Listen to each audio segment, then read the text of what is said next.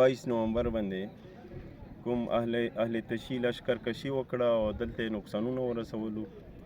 نو هغه نقصانونو نه پس د هغه دپاره یو یونین جوړ شو، نو هغه دپاره یې مو منتخب کړو. نو مو دا منتخب یونین ده دې کې پی ډي ایم اے طرف نه پی ډي ایم اے کوم 2019 ریګولیشن ده هغه په تحت باندې دلته کومه سروې کیږي، هغه سروې انچارج کوم ده عظمت الله صاحب ده. نو عظمت الله صاحب ډبل ای سی کوم ده هغه ډېر ایمانداره او ډېر صافګو نیکدل انسان ده. هغه ډېر په زړه سره علاقې دپاره کار کوي او هیڅ قسمه حق تلفي نه کوي. اوسه پورې مو داسې څه شی ورکې لیدلی نه ده چې هغو حق تلفي کړې وي. په څه داسې سوشل میډیا باندې څه کسانو همدې بګن کسانو څه کړی ده چې یاره دې پیسې اخیستې دي یا سفارس باندې کړی ده یا کال کړی ده. نو تر اوسه پورې مو یونین کې یو کس ته هم داسې کمپلینټ نه ده راغله او څه داسې کمپلینټ راغلی چې یاره دا ډبل ای سی امونه پیسو ډیمانډ کړی ده یا سفارس باندې شوی ده یا حق تلفي شوې ده او داسې هیڅ قسمه ثبوت نشته. ها که دا څوک سوشل میډیا باندې دا زهر پیلوي نو که هغه سره څه ثبوت ورسره وي نو را ده شي مو سره یونین سره د کښېني نو بیا مو خپله پوښتنه تنه وکړو. خو انشاءالله داسې هیڅ قسمه ثبوتونه نشته او داسې خبرې نشته او داسې کسان دا خبرې نه کوي دا انفرادي سوچ ته نه لري بلکې دلته اجتماعي سوچ ولري. انفرادي سوچ په بنیاد باندې دی بل کس ته نقصان نه رسوي. د هغه وجې نه د خبرو وجې نه بګن قوم ته او علاقې ته او دا ډبل ای سی ته عظمت الله صاحب ته هغو ته نقصان ورکې رسي، هغه شخصیت مجروح کیږي. نو دا د دې مو مذمت کوو او عظمت الله صاحب ډېر نیک انسان ده او هیڅ قسمه داسې کارونو کې هغه ملوث نه ده.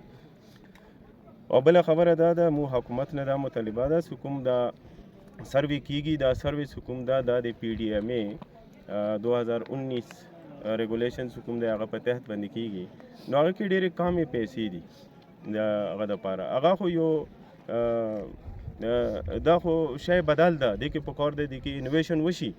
دا شی داسې بدل ده چې دې باندې لشکرکشي شوې ده، دا سوځېدلي دي، دا لوټ شوي دي او دې کې جوماته سوځېدله ده او دې کې د خلکو څومره ګوډز دي دا تباه شوي دي. نو په 3 لاک 5 لاک باندې به خلکو څه عضله کېږي. د یو کس کروړو توان شو وي هغه ته 5 لاک ویر کړي چې دا 5 لاک ته هغه شو عضله شوه. نو دا خو هېڅ عضله نه ده. پکار ده اضافي دا دومره میاشتو کوم نور توانونه کېږي هغه خو ورپاسه دي.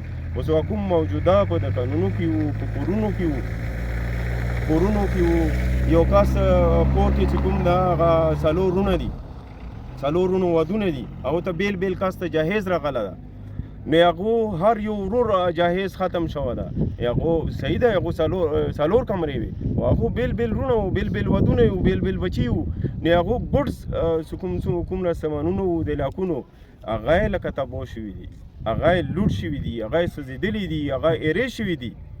نو هغه په 4 لاکو 5 لاکو باندې او په 6 لاکو باندې به هغه لکه څه کوم شی پوره کوي. لہذا مو حکومت نه دا مطالبه ده چې د پی ډي ایم اے 2019 ریګولیشن چې کوم ده دا د مو علاقې دپاره دا یو سنجیدګۍ سره دا نوټس واخیستی شي چې دې کې انویشن وشي او چې څومره خلکو نقصان شوی ده چې هغه مطابق هغو ته ریلیف میلاو شي.